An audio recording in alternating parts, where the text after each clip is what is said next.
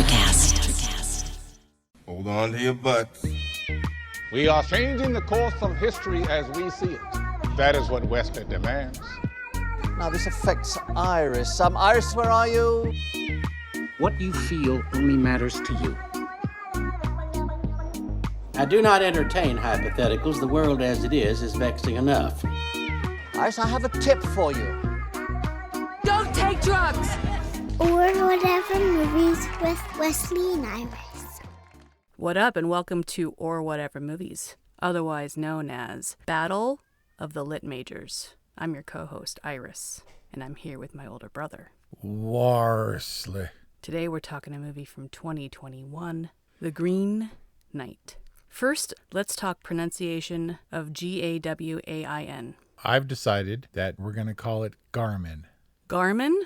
Pray tell wherefore? Actually, no. If his name was Garmin, he would have found his way to the Green Chapel much easier. I'm missing this reference. Get it? That was a super old Garmin GPS joke. Oh my God.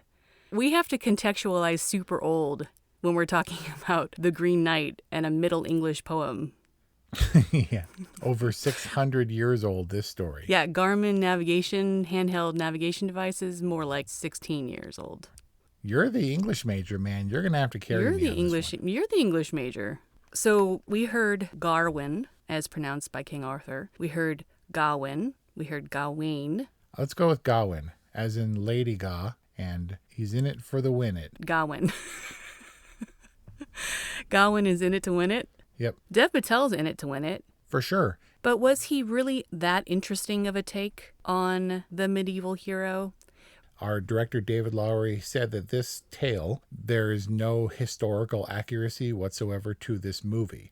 So Dev Patel being nephew to Arthur, sure. Aside from him looking different from the Knights of the Round Table, I don't think he is considered to be Indian or to be different in general from the Englishmen of the realm, of the Round Table, of the kingdom. Like, he's treated like an Englishman. I think he's assumed to be of English origin, just looking different. As I think Dev Patel is, at least in education. I think he has a British accent. Right, he does. This is going to be an epic journey of a review. Fitting for an epic poem. I mean, you always study up to prepare for these reviews. You're saying as an English major, you didn't research the literary origins of the Green Knight? I read all the Arthurian legends. I read Byron and saw First Night with Richard Gere. And yet, when I saw this movie advertised, I didn't make the connection with Sir Gawain and the Green Knight. In watching the movie, I had no clue what was going to happen, and so I came ultimately to the realization that I had never actually read Sir Gawain and the Green Knight, despite owning a copy and having every intention to have done so at some point. As a matter of fact, in a way, my English lit hurt me in this movie. Hurt you how? It was a weird Arthur. It was dark and it was convoluted and magical. Much more magical than I remember a lot of Arthurian lore being, although I guess that's not the case. But this seemed entirely fantasy, and while not Lord of the Rings or anything like that, it was obviously meant to be exaggerated, just not as bloody or naked. No, not nearly as bloody or as naked. And I think Brian was disappointed. I mean, maybe not for those reasons specifically, but he was like, I thought that this was going to be like Game of Thrones meets Marvel. And I was like, really? Because I had no expectations. And then when I saw the title card, I was like, this is based on the medieval poem? And he's like, yeah, it's based on a poem. And I was like, oh man, because I knew that my work was going to be cut out for me. And was he relying on you for some historical context or literary context? Yeah, he was asking me all kinds of questions. And I was like, it's been 20 years since I've read this poem, and I didn't understand it then. Man, the rhyme of the Ancient Mariner, when that ever comes to the screen, that dude's going to have a sword, and he's going to both swash and buckle with it. The further I got through The Green Knight, the more invested I became in understanding it. And I watched The Green Knight over the course of a couple days while simultaneously rereading the Armitage translation of the poem. But it was a very disjointed recursive experience where, like, at one point I'm ahead in the movie and I'm behind in the poem, and at one point I'm ahead in the poem and I'm behind in the movie, and at some points the order of events are switched in either or the other. It was a wild experience. I'm just saying you violated your recursive rule. Am I not allowed to say that anymore? Do I say it too much? You said you weren't going to say it anymore. But I got news for you. Had you just sat down cold and watched The Green Knight all the way through, it would have been a disjointed recursive experience. And that was the experience that Brian had, and I was like, did you like it? Which is so hypocritical of me to ask, 'cause that's like my least favorite question when it comes to movies. And he was like, but something about it was really worked. And I was like, okay. Okay, I'm going to put you in the hot seat for The Green Knight, being much more versed in this. Go. Ready? Yeah. Was this unnecessarily dark? I mean, all the indoor stuff for me was unbearably dark. Now, David Lowery has a history with this. He likes natural lighting. I did see Ain't Them Body Saints, and that's really the only other major piece of work that I've seen that he's done. I watched the scene where the king wipes the dirt off of Gawain's face, both on the screen and on the iPad, and it was much clearer on the iPad. Like on the screen, I couldn't even tell he had dirt on his face. The rest of the cinematography was sprawling and gorgeous and heightened in color and fantastic. And all that played beautifully, but indoors it was intolerable. As many medieval sets are. They're stone castles with slits for windows, and it's all natural lighting or torches and candlelight. Yeah, And torchlight. Or like Tombstone, like the whiskey bottle in front of the light. in front of the spotlight for that amber color. So this movie starts out pitch black, where we were hearing tales of legend as they were going to be told or whatever. And immediately Kelly pipes up and she's like, "Look, we're going to need subtitles. If they're going to be whispering, this is bull." He was also the sole Gawain Setting the tone pronunciator, for yeah. utter confusion. Sean Harris, it took me a long time to understand that he was Arthur, and that the similarly tore-up-looking queen was Guinevere, the famed medieval beauty. Yeah, this King Arthur was in very poor health and coming to the end of his reign. Yes. He seemed pretty frail to begin with, and his teeth hurt. And then the next time we see him, was the king knighting Gawain, or was he making him the king? Dubbing him his successor. He was a knight, although he was never explicitly a knight, I don't think, in this movie. I don't know, can you dub a successor? Maybe he was dubbing him a prince and the heir. The heir apparent. He was definitely not a knight in The Green Knight, because he's asked up top, when are you going to become a knight? Soon. I've got time. Like, this was a recurring theme that Gawain was in search of his greatness, in search of his honor. Whereas in the poem, he is definitely a knight. He's a knight of Arthur's Round Table, while also being the king's nephew. In this movie, he's a playboy, and he's messing around with Alicia Vikander, who has a terrible haircut. And I didn't realize until Kelly said it that maybe the reason in his flash forward or his vision of what his future would be post running out on his duty to the Green Knight, the son was taken away, the heir was taken away, and he married someone presumably of nobility or of the right grooming, that she was a whore, that she was a prostitute. Did that register with you? Did I know that Essel was a prostitute from the top? Yes. Yeah. He woke up in the brothel. Right. And then she's all like, "When am I going to be a lady?" But I thought that was like the teenage hangout. That's like where all the kids go to make out. I didn't necessarily think that it was a whorehouse, which I'm trying to think of a more delicate. Is it brothel? Is she a broth? Like, I'm trying to think of a more delicate thing to call her than I guess just a prostitute. Yes, probably a prostitute. I don't know. There's probably some Middle English version, like Lady of the Night. But yes, he emerged and people were making out all over the place. And I was like, that's just what rich kids do. Yeah, in brothels. It's like a house party in the hills. Somehow I failed to make that distinction.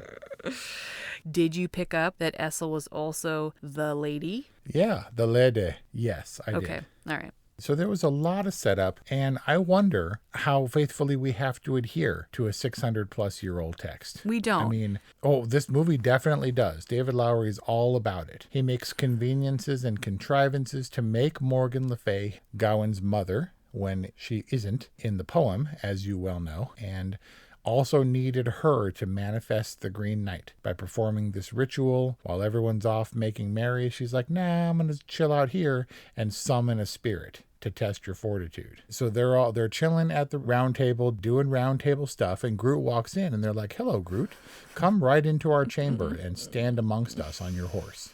We're firmly rooted in a myth. Rooted, get it? Yes, we take our cues from how the characters react to the first instance of the night, because that is our first cue that this world isn't like our own, or maybe perhaps what it seems. What was perplexing to me is why, if this supernatural seeming character presents an absurd challenge, that within the context of the challenge you would actually take off his head. Like, he had the choice of cutting his finger, but he doesn't. Right, but why would one undertake said challenge to begin with? Not even knowing that this creature was conjured by his mom. Mm-hmm. Let me get the rules straight, as presented by the Green Knight. You're given one blow on the condition that I can return the blow in 1 year's time. And should you undertake this challenge, you get my axe, my crusty old nothing axe. What? That was an epic battle axe of green color. Weapons and arms, those are a big deal. Excalibur is possibly more famous than Arthur himself. Even if we didn't know that it was a supernatural creature, which it obviously was, and even if Gawain didn't know that lopping off its head, which in his mind seemed to solve the problem, cut off his head, how can he possibly be expected to withstand the same blow coming up? And then I get the axe, and then I have a story to tell, because as of right now I have no tales to tell. You're answering the question yourself. If someone came in and presented that challenge, I'd be like, that's the dumbest thing ever. That doesn't make any sense. As you said, an absurd proposition to begin with. Yes. In the context of the rest of the story, games play a big part in how these noble people interact. They fill their time with fun and games and hunts. And then secondly, the filmmakers went to great pains to establish that Gawain was in need of a legacy. He was surrounded by greatness and he was urged by the queen. And when the opportunity presented itself, it was so obvious that it was set up for Gawain. But why would his mother subject him to this fate? Was it so that he would have a story to tell? Was it so that her son would be worthy of the throne? Because if this was the case and she knew that the Green Knight were immortal, any blow that he would land wouldn't be a scratch on the cheek or a nick to the finger, that her son likely was going to face death within a year's time. A lot of stuff to unpack there. First of all, do we know that Gawain succeeds to the throne? Or was that just his flash forward prior to actually getting his head cut off and dying? Secondly, you talked about that the filmmakers went to great lengths to make Morgane, who's credited as mother, Gawain's mother, because you're right, in the poem, she's not his mother. But it makes a lot of sense that, in a film that you would be consolidating characters for efficiency. So it makes a lot of sense to me that they would have contrived to make Morgane his mother. But also Morgane, historically speaking, in my context for this is the Mists of Avalon, because that's my main reference for the Arthurian legend. Morgane's not exactly a good guy.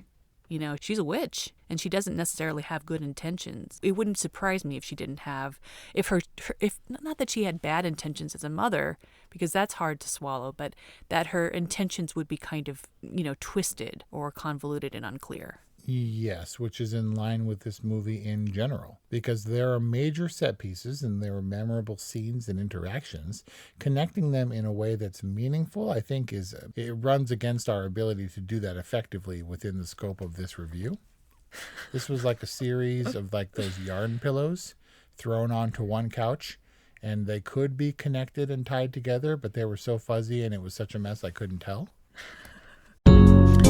Life is hard, but finding a really great podcast makes the days go by so much easier. Hi, my name is Blue Toulousma. I'm a writer, an emotional intelligence coach, and the host of Humanize with Blue Toulousma, a podcast where we believe that when you humanize everyone in the room, a great conversation is almost guaranteed. Join us every week here on Electricast as me and my guest co-hosts unpack big topics and interview even bigger personalities with a sense of humor and a dash of mischief. If you're looking for a new best friend in your head, we've got you covered. Electricast. All right, larger themes. Is honor one act of valor or virtue, or is honor something that you achieve over time? Yeah, it's not an example in front of people. Honor is something when nobody is watching, where you choose your fate, where it's just him in the green chapel, ultimately reckoning his fate in his own mind. I would like to think that as he projects himself forward through time, being under the blade of the Green Knight's axe, that was a benefit that was extended to him by way of the Green Knight's magic or whatever. I firmly believe it's not what he guessed would happen, but what he legitimately saw. But that's reactionary. That's consequential to his seeing the outcome of that battle. That's not necessarily him maintaining his dignity or his commitment to the Green Knight. It's not what is honorable and true regardless of consequence, which I think is the definition of valor. Is that not true courage or valor or bravery? Is that actual cowardice if you make your decision based on consequence? I don't know that in any instance he showed true character or valor. Everything he did was sort of reactionary. His intent to strike down the Green Knight by lopping off its head was in itself meant to circumvent the rules of the game. In doing this and chopping off his head, I won't have to receive a blow in return. I'll get the girl, I'll get the glory, I'll get the throne, I'll get the axe. Which leads to the other philosophical question, is goodness not enough? Is it enough for Gawain to just have been a dude? Was he actually unfit for greatness? Is this, in addition to being a morality tale, also some kind of cautionary tale? I think it is more of a consequence tale. I think it is acknowledgement and acceptance of your lot, whatever that lot may be. If you embark on a quest for better or worse, you have to go through the motions and get things done. And so I think that commitment is not the same as virtue or valor, because I don't know that anything he did was particularly virtuous. Even in recovering Winifred's spell, I can't tell if this has come full circle or if this is the basis of actual medieval quests of this type, because it seemed directly out of a video game. You meet a woman, she tells you her sad tale, you have to figure out how to complete this side quest and dive down and retrieve her head, and then the true nature of Winifred is revealed where she's in the thing, and you plug the head back onto the neck and bwah, the shining axe appears, and you're like, I did it. And then you move on, never looking back. Everything was furthering his quest and his agenda, and I don't know that any of it was virtuous. I mean, commitment is everything. That's all most people have within their power. And having an opportunity for greatness is special. And I think that's what Gawain's mother was trying to give to her son. And like all things, it's a little bit twisted. Because she says after he has the brawl and he drinks the water and he sees that the king is there, she says to him something to the effect of, don't waste this opportunity, that unbeknownst to him, she's given to him, that she's orchestrated for him. Basically, I think the message is we all die anyway. So what good is goodness or virtue or honor or courage or bravery? It's kind of the only thing. And for that reason, Gawain was willing to die. That's deep, bro. It's more than I was willing to invest. And it comes of you juggling an entire weekend of the epic poem. Am I too in my head about this? It's on tape. And now we're transitioning to rapid fire questions. Are you ready? All right, go. Was he hallucinating? At the end? All of it. Can we establish first that he was hallucinating because he ate those mushrooms? No. Although, that's interesting. That's like the Three Amigos peyote moment. What is it? What did they take in the desert? One person theorized that the entire movie was the result of a trip from eating that bat. Right. All coronavirus style. Yeah, they got like rabies or something from eating that tainted bat. Okay, I was under the impression he was hallucinating. So let's operate under that theory for just a moment. Okay. The giants, were there really giants? Yes, there are always giants in medieval myth. Could the fox always talk, even though it didn't talk until the end? Yeah, of course the fox could always talk. It didn't. What would have suggested that he got the talking ability at the end near the boat? By the way, the fox was a weird animal manifestation of a literal manservant that Gawain has on his journey. There was no fox? There's no fox. No, there's no fox. It's a dude. And the dude at the end of the journey is like, I really advise you against this. And Gawain's like, thanks for your service. I'll see you back home. Man. So I'm not sure where the fox came from. Foxes are like, they like lead you on magical quests and stuff. That has precedent. I don't know. I don't know where. Okay. Okay. Did the Lord and Lady exist? Well, spoiler, Lord and Lady are the Green Knight and Morgaine, respectively. Well, no, because the lady was his lede, and yes, the Lord is ultimately in the poem. The Green Knight is revealed to be the Lord, but the random blindfold lady at the dinner table is Morgan Le Fay, and who's present for his indiscretion, for his dalliance with the lady of the house. Yes, they were real. I didn't pick up on the bandage lady, but that explains a lot. Is it cheating if it's her? Yes, because in this incarnation, she's the Lady of the Lord. But then again, is it cheating if... I mean, of course he has responsibility in the affair, but is it cheating if she's like thrusting herself upon him and she's the one with the commitment? I don't know. All I know is that it seemed an inevitable conclusion. And then he received, in turn, the same belt for completing that quest as the one he got from his mom, who was stolen away by Christian Slater in the forest. You mean by the American Animal? Yeah, that guy. I was like, where have I seen him? Such a unique face. American Animals, dude. Available now on orwhatevermovies.com. There's an essential item for your quest, this being the green belt of protection. And when you lose that item, Morgan Le Fay is like, God, I got to set up this whole thing again. So he conjures a new Green Knight and a new lady. And if he succumbs to that temptation, or if he falls into that trap or plays that game, then he gets, all right, don't lose this green belt, will ya? Like, this movie just was a wash in surrealism. And after a while, you stop trying to make connections. Did that happen to you? Well, it's kind of the beauty of poetry. Armitage said something in his intro, like, poetry is much meaning as it is matter. This is a poem that is a story, but it's also poetry for beauty's sake. And because of the alliteration and the rhyme, there's deeper meaning than perhaps there would be if it was just words. And poetry can be transcendent. Basically, what I'm saying is, if you look at this movie like a poem, you can take what you will from it. Like, you can enjoy it at face value. You can delve very deep into it, and it can be a transcendent experience. You can listen to it or watch it for its musical quality, apart from its meaning. Like, even if this movie falls apart, can you appreciate it for one aspect of its poetry? Try as I might, I cannot suppress the dork. Who, I'm a dork? Yeah, the dork comes up in you, and I keep trying to swat it down. Oh, in this review, you're trying to Can't do keep me from going to dorkdom? Because a lot of the time in this movie, I got sleepy. Well, don't watch it late at night. I didn't. I watched it at noon on a Saturday. It doesn't get better than that. Did you think when he takes a more fitting bride to accompany him on the throne that was Winifred? No. But so maybe it was a terrible haircut on the lede, but when Lady Innuendo comes on screen, you didn't immediately get it? When did you get it? After I read the poem.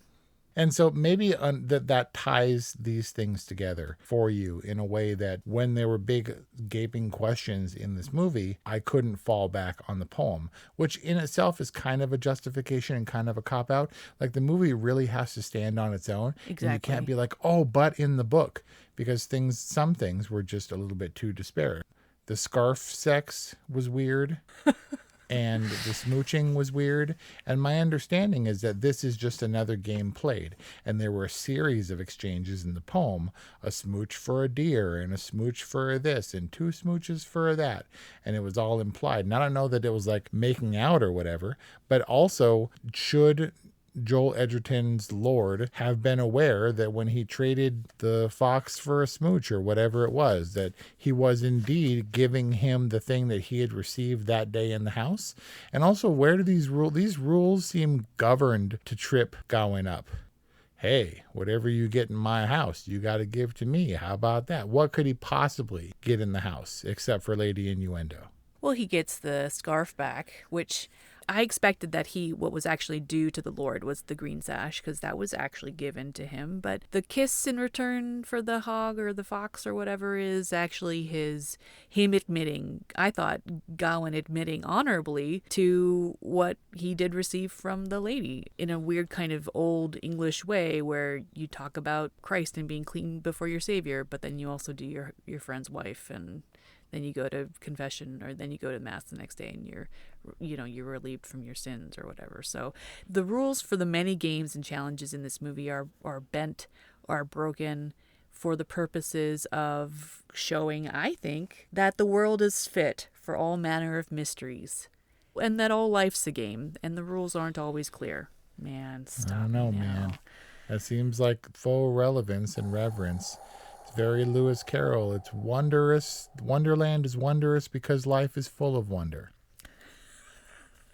And sometimes it might just be a hustle. It might be a con. Or it might be an enduring piece of very challenging art that has resurrected itself in yet another manifestation in 2021 and brings new relevance for those who are willing to seek it. So, Wes, you seem dissatisfied with The Green Knight. Let's wrap it up with your ultimate review. I'm saying that The Green Knight failed to hold up to, I guess, conventional movie standards, thus narrative thrust, just a discernible plot that would tie things together in a satisfying way. Because if you have symbolic elements and they never come to pass, or you're given information that's never fully explained, sometimes some of your important themes and some of your important unifying concepts fail to take root in the viewer's mind in the case of a movie. And basically you don't know what the hell's going on. And it seemed like you, David Lowery, our writer-director, was enamored with the idea of long language shots, of which there were many, and they were also absolutely gorgeous. It was all natural lighting until it wasn't, until the magic came into play and stuff started happening. Shot on location in Ireland, it was just amazing looking. Long establishing shots and that beautiful shot of him on the horse with the kids playing and only following him so far, all great. And still, it seemed like he was so awash in the imagery of the poetry that he had to get it all on film. And this film was supposed to reach us 18 months ago for its first film festival date, and then it didn't, so he took like another 18 months to put it all together. And it seemed like, I could see the poetry in the shot, and I could feel the poetry in the disconnected themes where I didn't know what was happening. It was like he tarried there and looking without beheld the light of freshest amber, and he's like, oh, we got to put that on screen or whatever, without real regard to how he was tying everything together. So the Green Knight was confusing, and I could see the attempts to infuse the imagery as symbolism throughout, and I'm not sure if it worked all the time, because I was like, that now the fox is talking? Like an hour and a half in, the fox is going to talk. Okay. And whether or not the giants who never came in contact with him were actually real, or if they were hallucination for the mushrooms, which was great. It all looked great. It just kind of didn't make sense all the time. And it was another one of those movies where at the end we turned to each other and kind of laughed. And we were sleepy, and then we got some fruit, and I think we went out and got some real food. I mean, look, The Green Knight, for all its intention, was all right. It wasn't bad. It just maybe could have tied together a little bit more closely so that it would have been a little bit more enjoyable immediately, a little more marketable. My favorite part of The Green Knight, like the rest of the movie, buried unrecognizably in stuff, was the Green Knight himself, played by Ralph Ineson, who we've discussed at length. Ballad of Buster Scruggs, do you have anything to say? And he was the bad guy, the gangster in Gunpowder Milkshake. I think that our filmmaking team, David Lowery specifically, probably didn't employ as much discretion in translating this for the screen as he could to make it accessible, to make it enjoyable. I felt like his use of the title cards was distracting. It distractingly kept on trying to tie it to the poem, which was unnecessary.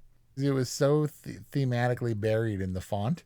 Like, I almost couldn't read it. Yeah. The subtitles were evocative of the larger themes of this movie, where you spend so much time on the minutia, it's almost illegible. it did not help the situation. And they were supposed to, I don't know what, give us context to where we were in the poem, or to help set us up for what was to come, but instead ended up just causing more confusion. So it's like he himself and the filmmaking team bent the rules. They didn't strictly adhere to the poem. They consolidated characters. They took liberties with the timeline. They, blatantly omitted and added scenes. I mean, it wasn't a true adaptation. It wasn't a commercial movie. They really chose how they were going to incorporate the poem. And in that sense, I felt like it was confusing on top of being a fairly disjointed story. But I agree, it was beautifully done. I can appreciate the poetic nature of the story. Somehow I got really caught up in this film. I invested a lot of time into watching it, rewatching it, reading the poem and reading scholarship. And I felt like it drummed up enough thought-provoking thematic stuff that kept me interested, and that will continue, I think, to keep audiences interested moving forward. So for that reason, I give The Green Knight a good. I think we're on the same page, despite being seemingly at odds for most of this discussion. And there you have it. That is our review on The Green Knight, available on VOD and in theaters. We'd like to know what you think. I think you'll either love it or hate it. You'll either embrace it and deepen and reach into its deeper meanings, or you'll be thoroughly confused and disgusted by it. 818-835-0473 or whatevermovies@gmail.com.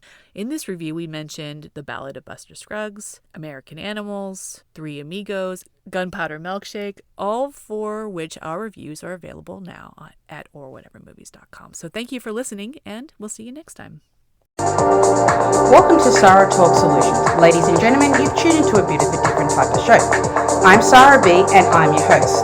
You can find me on my IG, which is Aussie_Sarah_LA. I talk about amazing, relevant conversations and topics and what functions that goes on in this magical, wonderful, wonderful city of the City of Angels. My IG, which is Aussie_Sarah_LA. Electric acid. Have you ever wondered what actually happens in Congress every day? Stay informed on Capitol Hill's daily happenings with a concise, factual summary of the Senate and House of Representatives' activities from the previous session, free from bias, on the Congressional Record Daily Digest podcast.